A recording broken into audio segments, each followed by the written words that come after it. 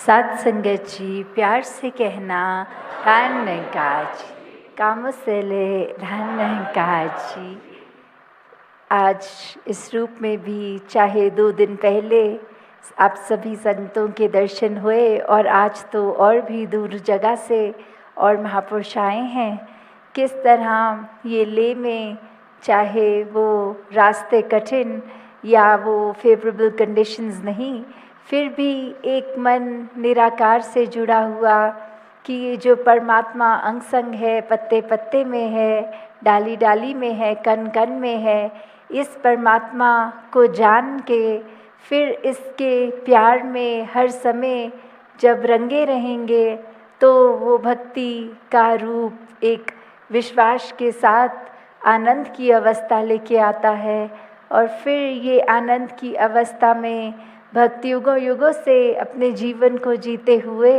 यही समझाते हैं कि कठिनाइयाँ दुख सुख से ऊपर फिर ये अवस्था हो जाती है। ये गृहस्थ में रहकर अपने काम काज करते हुए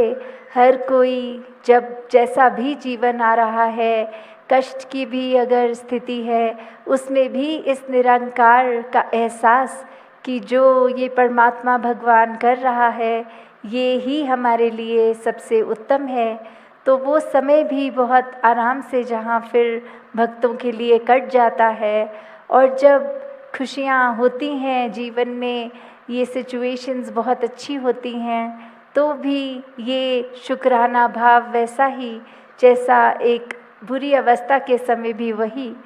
तो भक्तों ने जहाँ स्थिर निराकार से हमेशा जुड़ने की बात की है कि दुनिया में कोई भी चीज़ देख लें, सब माया का रूप है, एक पल है, एक पल नहीं है, और अगर है भी तो कितना जाने कितनी बार अपना ये रूप बदल लेती है, तो वो अपने आप में स्थिर नहीं है। स्थिर सिर्फ और सिर्फ ये परमात्मा है। जब मन इस परमात्मा के साथ जुड़ जाता है तो ही एक जीवन स्थिर हो जाता है, एक सहज हो जाता है, और मन के भाव भी फिर हमारे एक ये बात समझ आ जाती है कि ये शरीर के ख़त्म हो जाने पर भी जो परमात्मा का ब्रह्म ज्ञान समझ में आया, इस ज्योत ने जो इस शरीर के अंदर आत्मा है उसने कैसे फिर इस परमात्मा के साथ ही मिलना है। तो जहाँ ये ब्रह्म ज्ञान की दात आप सबके हिस्से में है, और अभी भी सत्संग के दौरान महात्मा आवाज़ दे रहे थे कि जो इस रोशनी से अभी वाकिफ़ नहीं है, जिनको ये बोध नहीं है, वो आज ही ये अपने जीवन को जीते जी ये ब्रह्म ज्ञान प्राप्त कर लें, ताकि जो मनुष्य योनि में आके सबसे बड़ा जो उद्देश्य होता है तो वो परमात्मा के साथ एकमिक होके इसका ज्ञान प्राप्त करके स्वयं की जानकारी कि आत्मा सिर्फ एक हमारे अंदर जो है वही है सदैव जो रहती है। जहाँ कोई भी ग्रंथ उठा दें, अगर उसमें बात ये रीबर्थ की हो रही है, ये आवागमन के चक्रों की बात हो रही है, शरीर बदलने की, तो वहीं वो ग्रंथ मोक्ष की भी बात कर रहे हैं। और एक बार ये मोक्ष जब प्राप्त होता है तो आत्मा शरीर नहीं बदलती, क्योंकि वो अपने परम उद्देश्य को प्राप्त कर लेती है जीते जी।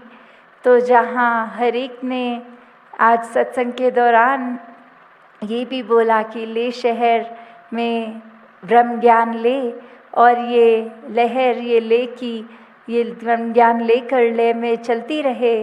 वहीं जो 2 दिनों से दासी शहर भी घूम रही थी तो एक संगम पॉइंट भी देखा, वहाँ बहुत ही खूबसूरती से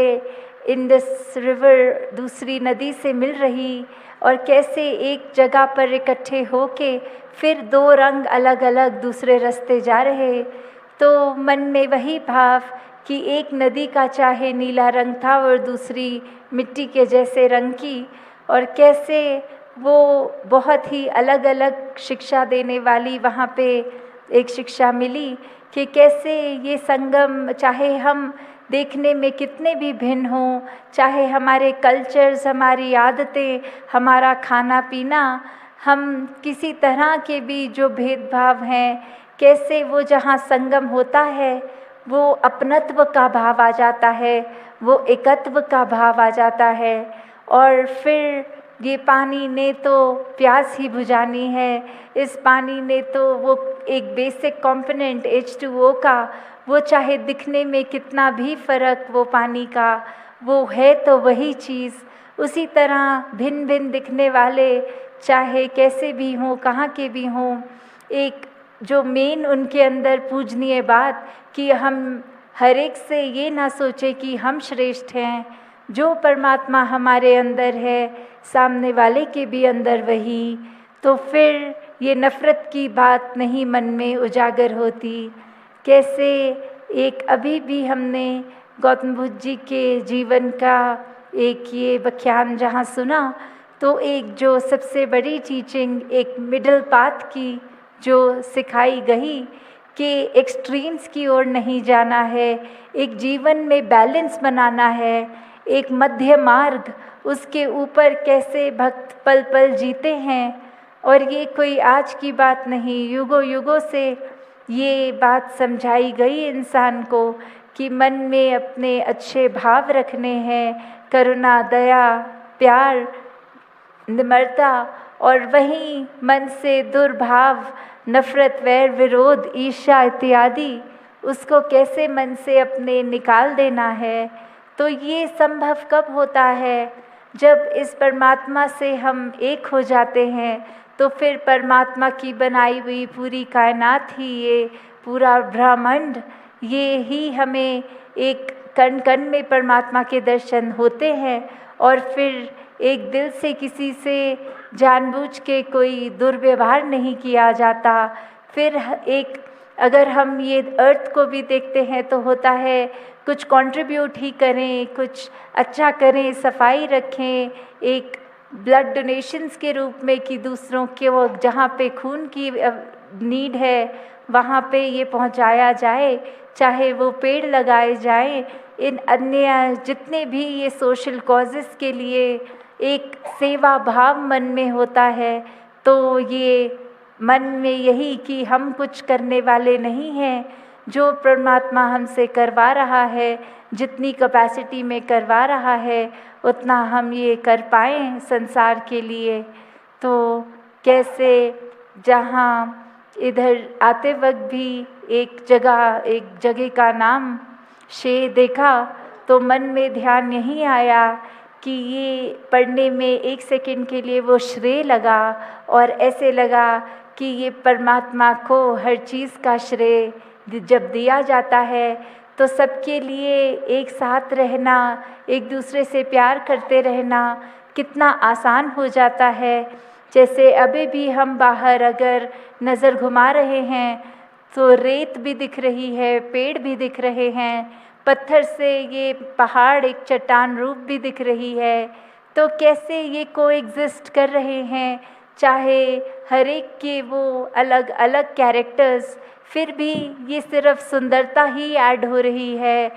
तो कैसे हम अगर दूसरों की कमियां ना देखें, सिर्फ उनके अंदर क्या अच्छाइयाँ हैं, तो ये मन भी हमारा शांत रहेगा, सीखने को भी दूसरे से मिलेगा, और एक सामाजिक रूप में एक दूसरे के साथ सहयोग करते हुए तालमेल बना के एक किसी की लिए कुछ बुरा ना सोचते हुए ये हर एक के लिए हित के भाव मन में आएगा। कैसे सिर्फ एक सेल्फिश होके कि हम अपनी ही बेहतरी करते जाएं, दूसरे का नुकसान होए तो फ़र्क नहीं पड़ता, ऐसे मन में भाव तो बिल्कुल नहीं आते।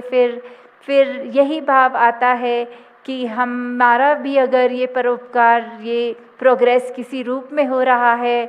तो हर एक का हो। ये भक्त फिर अपने मन से प्रार्थना, अरदास, सुमिरन रूप में भी पूरे संसार के कल्याण की करता है। सिर्फ सेल्फ सेंटर्ड अपने ऊपर ही एक नज़र करके कि हमारी सेहत ठीक रहे, हमारा बिजनेस ठीक चले, हमारा ये ठीक हो जाए, ऐसी अरदास नहीं, पूरे विश्व के लिए कि सभी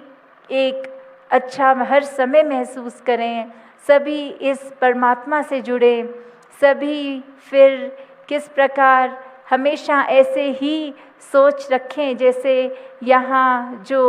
हर किसी मोनास्ट्री में भी वो समझाते हैं कि ये शरीर, ये दिमाग, ये जीव कुछ भी बुरा ना उस तरह कर्म करे। तो कैसे एक जब सोच ही अच्छी रहती है तो मन के अंदर फिर अच्छे भाव बैठते हैं, और फिर ये जीभ भी हमारी सिर्फ एक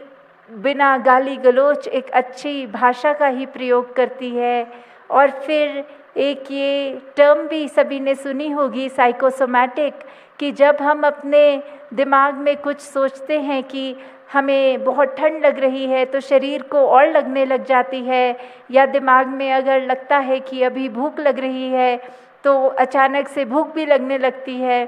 तो कोई अगर लगता है दर्द हो रही है, वो दर्द का भी एहसास होने लगता है। तो उसी प्रकार हमारा शरीर भी फिर उस तरह ही हमारे दिमाग से रिस्पॉन्स लेता है। तो जब सोच शुद्ध होगी, बोली शुद्ध होगी, शरीर ठीक रहेगा, और ये मन के भाव ही हैं जो वो बात भी होती है कि नज़र बदलो तो नज़ारे बदल जाएंगे। तो कैसे हम अगर एक फूल को देख रहे हैं तो नज़र हमारी उसकी कोमल सी पंखुड़ियों पे, उसकी खुशबू पे जा रही है, या उसके आसपास के कांटों पे जा रही है। अगर हम कांटे ही देखते रहेंगे तो वो फूल के आनंद से वंचित रह जाएंगे, और अगर फूल पे ध्यान होगा तो उसकी कमियों, उसके कांटों पे नहीं ध्यान रहेगा, और यही लगेगा कि अगर परमात्मा ने कांटे दिए हैं तो वो फूल के बचाव के लिए दिए हैं, वो फूल की प्रोटेक्शन के लिए दिए हैं। तो उसी तरह जब हमें जीवन में लगे कि कुछ ठीक नहीं हो रहा, तो वो कांटे अपने जीवन के भी हम ऐसे माने कि ये भी हमारा बचाव हो रहा है। तो दासी और समय ना लेके इन्हीं शब्दों से आपसे आज्ञा लेगी कि आज बहुत ही अच्छा लग रहा है, आप दूर दूर से आए हैं। और जैसे अभी जिक्र भी हो रहा था कि अक्सर इधर आके वो सर पे हिट भी ऑक्सीजन लेवल की कमी से तबीयत, सांस चढ़ना, फिर भी सब ने ये सत्संग को जब उद्देश्य बनाया कि इस भगवान की, इस परमात्मा की, निराकार की बात होगी, तो फिर वो सेकेंडरी बात रख दी कि फिर तो एक ये बात ये हुई कि चलो सत्संग करेंगे, फिर दूसरी बात ये हुई कि चलो एक आधा दिन और रह के नज़ारे भी देख लेंगे। पर उस वजह से नहीं आए कि घूमने चलते हैं और सत्संग बीच में कर लेंगे। तो भक्तों ने तो उद्देश्य और ये जो फोकस हमेशा सेवा, सुमिरन और सत्संग को ही रखा है, और बाद में सेकेंडरी प्रेफरेंस बन जाती हैं और चीज़ें करना। तो उसी तरह हर कोई जब भाव मन में एक सेवा का कि दूसरे के लिए कुछ भी कर सकें, उसको अहंकार से मुक्त होके करना, ये सत्संग में अच्छी बातों को ग्रहण करके संतमति अपनाना, जीवन में एक प्रयोग करना। और सुमिरन भी शब्दों का सिर्फ उच्चारण नहीं, कि ये मन से जब तक ना हो तब तक सिमरन नहीं होता। ये परमात्मा से तार जोड़ी मन की, और अपनी गलतियां बख्शवाते हुए पूरे संसार के लिए एक परोपकार के भाव रखते हुए, एक अपनी स्पिरिचुअलिटी को ग्रो करते हुए ये सिमरन तभी मुबारक है। तो दातार कृपा करे हर एक के जहाँ जीवन में विश्वास से पूर्ण भक्ति आए, वहीं ये भक्ति तब तक ही मजबूत रहती है जब साथ में सेवा, सिमरन, सत्संग हो। तो दातार कृपा करे हर एक पे। सत्संगत जी, धन निरंकार जी।